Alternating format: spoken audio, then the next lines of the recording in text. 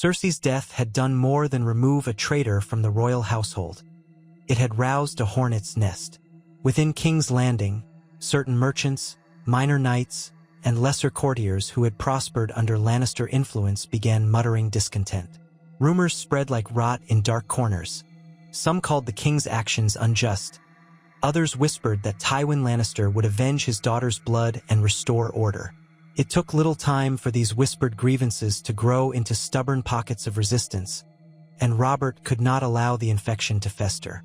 A decree went out from the Red Keep. All those who had profited directly from Cersei's schemes or who claimed allegiance to Lannister gold must appear before the crown. They would be given a choice: bend the knee, swear true fealty, and prove their loyalty, or face the rope. Many came trembling to the courtyard, babbling oaths of devotion and kneeling so quickly they nearly toppled over themselves. Others tried to flee the city by night, only to be caught at the gates by patrols alert and eager to make examples. A few, maddened by fear or fanaticism, vowed that the lions would roar again, that Tywin would paint the city red in blood. These men spat in the face of the king's justice and sealed their own fates. Oberyn Martell took a fervent role in this purge, his Dornish soldiers moving swiftly through alleyways and taverns rumored to harbor Lannister sympathizers. He relished exposing those who once strutted about in crimson and gold finery, turning them from smug supporters of the old order into pleading wretches. Some he dragged before the king's men, forcing them to kneel and swear on their very names. Others, the ones who refused or lied too boldly, he condemned without remorse. Steel flashed in torchlight, the sobs and curses of the doomed echoing off stone walls, as heads were struck from shoulders and hoisted aloft on pikes. By nightfall, the battlements of the Red Keep bore grisly adornments, the severed heads of those who would not yield.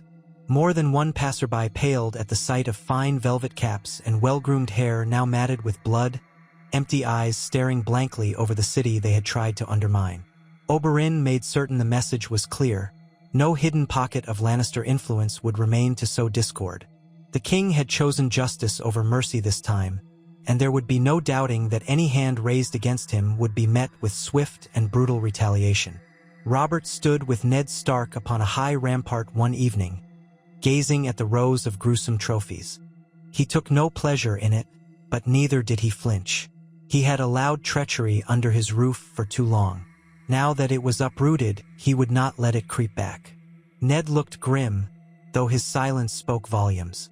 If peace and stability required a terrible price, then better to pay it quickly, in short, sharp strokes, than to let rebellion bloom secretly once more. Below, the city grew still as word spread. The king's justice knew no favorites, and the Red Viper's blade did not tire. Those who had once boasted of lion's glory learned fear and silence. They bowed their heads, took off their rings and tokens of Lannister association, and melted into the ranks of ordinary subjects. Among them, a few were genuine converts, men who had tasted the wrong side of treachery's blade and now understood that the Baratheon crown would not tolerate their insolence. Others nursed grudges, but kept them buried deep, for now was not the time to face the king's wrath. So the city settled into uneasy calm beneath the watchful eyes of Robert's men and Oberyn's ruthless patrols. With each head on the battlements, the king's authority was etched more deeply into stone. No matter what Tywin planned, he would find no easy foothold within these walls. And Robert, for the first time in many years, felt certain that if the lions came hunting, they would find themselves outnumbered and outmatched on every side. They gathered in a dimly lit solar, away from the eyes and ears of the thronging camp. The hour was late, and the warmth of the brazier kept the autumn chill at bay. Robert, seated heavily on a carved wooden chair, gestured Ned and Stannis closer. On the table between them lay a rough map of the Seven Kingdoms. Candles dripped slow tears of wax onto its edges as the three men contemplated their next move. Stannis, ever stern-faced and rigid, stood with arms folded tight across his chest. His eyes traced the roads from the Crownlands to the Westerlands as if committing them to memory. Ned Stark hovered on the opposite side of the table, gray eyes calmly focused on the lines and sigils. He listened closely, weighing the gravity of what must be said. The king flicked his gaze between them, remembering days long past when they fought side by side with no crown, no counsel, only the desperate push for victory. "Tywin will come," Robert said at last, voice low but steady. "He won't let what happened here stand. The heads on the battlements, the death of Cersei and Joffrey. He'll muster every levy, fill every suit of armor, and march." He tapped a calloused finger on the map near the Golden Tooth, as if rousing sleeping armies to life with each touch. Ned nodded, dark hair falling over his brow. "Your Grace," he said, voice even. "If Tywin moves east, he'll have to come through the Riverlands or risk the Gold Road. Lord Tully is no friend to the Lannisters, and with your show of strength here, he will likely side with you. That could give us a chance to meet Tywin on ground less favorable to him." Ned's voice was calm and pragmatic. He had seen enough bloodshed to know that every detail, supplies, terrain, timing, could spell the difference between a swift victory and a ruinous defeat. Stannis leaned in, his gaunt features lit from below by the candle flame. "We should not wait for Tywin to choose the battlefield," he said, tone clipped and precise. "We have the strength now, enough to at least challenge him openly. If we remain reactive, he'll pick his fights more wisely. We must present him with a line he cannot cross without losing men and prestige. Force him into a corner." Robert considered this. Stannis was a man of action, rarely one for soft words or subtle maneuvering. Ned was more measured, aware of the realm's temperament and the importance of alliances. The king felt that old tug of uncertainty.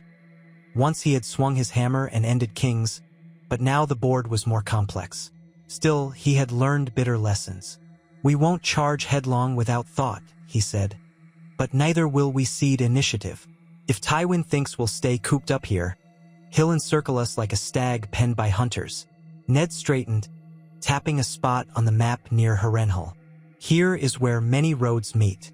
If you draw Tywin toward the Riverlands, he must face you or risk losing vital holdfasts. The Lords Paramount may rally behind you, seeing that you've re-established order in King's Landing. If we move our armies prudently, setting traps and strong defensive positions, Tywin's host could find itself bleeding strength before it ever nears the capital." Stannis inclined his head, conceding to the value of Ned's caution. "If you position scouts and outriders well," he added, "you can march in force and still know where Tywin's columns move. Never let him vanish into the hills. Keep him in sight. If he faints, we must not chase ghosts, but force him into open confrontation on ground we choose. Patience and pressure together, that's how we crush him." Robert nodded, feeling a grim satisfaction that these men, so different, shared a purpose. "I have Oberyn Martell's support now as well. The Dornish spears are swift and cunning, perfect for harrying Tywin's outriders. If we use them wisely, we can deny the Lannisters clear vision of our maneuvers. Let them stumble blind into what we've prepared." He paused, running a hand over his stubbled jaw. "We must also remember that this is not just about the field of battle. Tywin thrives on gold and fear. If we can show the realm that we've restored order and brought justice, we may draw other houses to our cause. The more who join, the more isolated Tywin becomes. He relies on the illusion of inevitability, that no one can stand against him. Prove that false and watch his allies drift away." Ned looked at Robert steadily. "You must ensure the realm's perception is clear, Your Grace. Let it be known that you put an end to incest and deceit in your own halls. Show the lords that Tywin seeks only vengeance, not justice. That will give them pause. No one wants to be remembered as the ally of a lord who defended an abomination. If Tywin is left to stand alone, his swords will count for less." Stannis tapped the map lightly, finalizing the thought. "You have the numbers, the allies, and the moral ground. Use them all.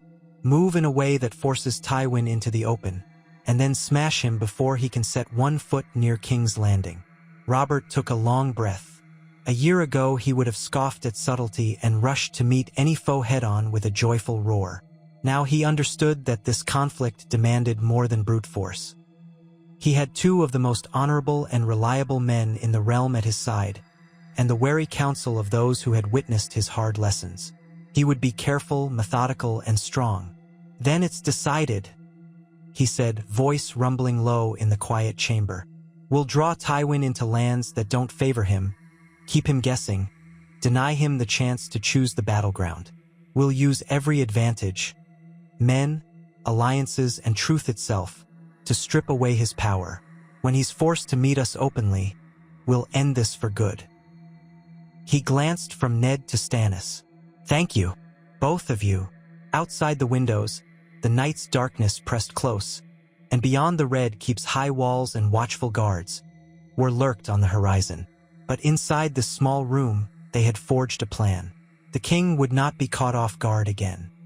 He would meet Tywin Lannister on ground of his own making, and he would do it with eyes wide open. In the same solar, with candles burning low and guards posted discreetly at the doors, the question of strategy weighed heavily in the air. Robert, Ned, and Stannis stood over the map once again, joined now by a few trusted lords who had offered counsel in the past weeks. The room smelled of hot wax and old parchment, and the silence before anyone spoke was charged with importance. Stannis began, as ever, direct to the point. "Tywin would prefer to force us onto ground of his choosing. He's cunning. If we let him approach King's Landing unopposed, he might box us in, force a siege, and attempt to starve the city. That would grind down morale and make us seem weak, no matter our numbers." Ned Stark nodded thoughtfully, leaning over the map. "True, a siege could be disastrous. Though we have food stores and allies, a long starvation would strain our alliances and give Tywin time to sow discord. But consider also that the Red Keep's walls are strong. If we stand behind stone, Tywin must either besiege us or break upon these defenses. The city's walls could turn his strength against him, draining his forces without costing us too many lives." Robert folded his arms, eyes flicking from one man to the other. "Meeting Tywin in the open field, that's more in our style. A man can't hide behind gold when it comes to banners on a battlefield. If we defeat him plainly, before all eyes, it sends a stronger message. But," he exhaled, grimacing slightly, "if we fail, the road to King's Landing lies bare. I know these streets. People will panic if they see armies burned and broken outside their gates." "Your Grace," said a veteran lord from the Riverlands, "the strength you've assembled is formidable. You have Ned Stark's Northmen, Stannis and Renly with their Stormlands levies, the Dornish spears, and men from the Riverlands who would fight at your command. On open ground, properly chosen, we can display unified power. Tywin may be a strategist, but he is not invincible." Ned pressed his lips together, considering this. "If we lure Tywin into the Riverlands, somewhere near the Trident, we might find ground that suits us better than him.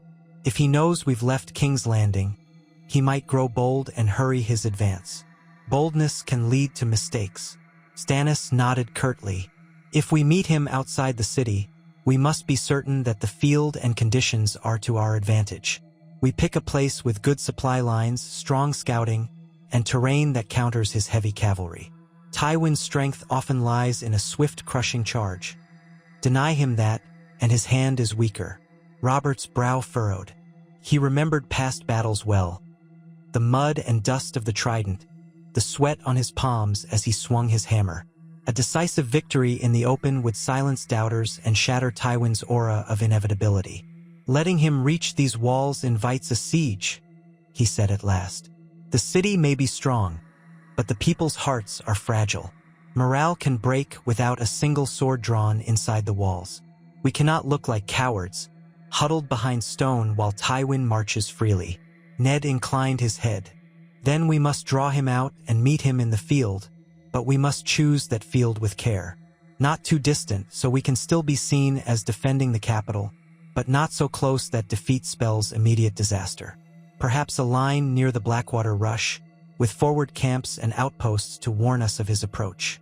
If Tywin tries to outflank us, we fall back to stronger positions known in advance. If he commits, we strike hard." Stannis tapped the map, face stern. "A sound plan. Force him to engage on ground that's unfamiliar to him. Let him believe he can crush us in a single stroke, and when he moves, we absorb his attack and break him." A few of the lords murmured agreement. The debate had run in circles. Some had argued for the safety of walls, others for the clarity of open battle. But Robert's decision would tilt the scales. He stood tall now, resolute. "No one will call me a coward," he said finally, voice firm. "Will not hand Tywin the narrative of a king afraid to face him. We will go to meet him on ground we prepare, on a field we know. We will ensure that we hold the advantages of supply and vision. When Tywin finally shows his mane, we'll pull his teeth." Ned nodded, the tension in his shoulders easing. This choice carried risk, but what path did not? Hiding behind walls encouraged Tywin to strangle the city. Meeting him head-on might break the threat for good, if done wisely. They would ensure it was wise indeed. Stannis gave one sharp nod, and the other lords shifted, prepared to make plans accordingly. Ravens would fly out, scouts would be dispatched, and roads secured. This was no rush into blind battle. It was a calculated move, orchestrated by minds that understood war and consequence. The king would not remain caged in the Red Keep, nor wait for Tywin to dictate terms. He would shape the next chapter of this struggle himself.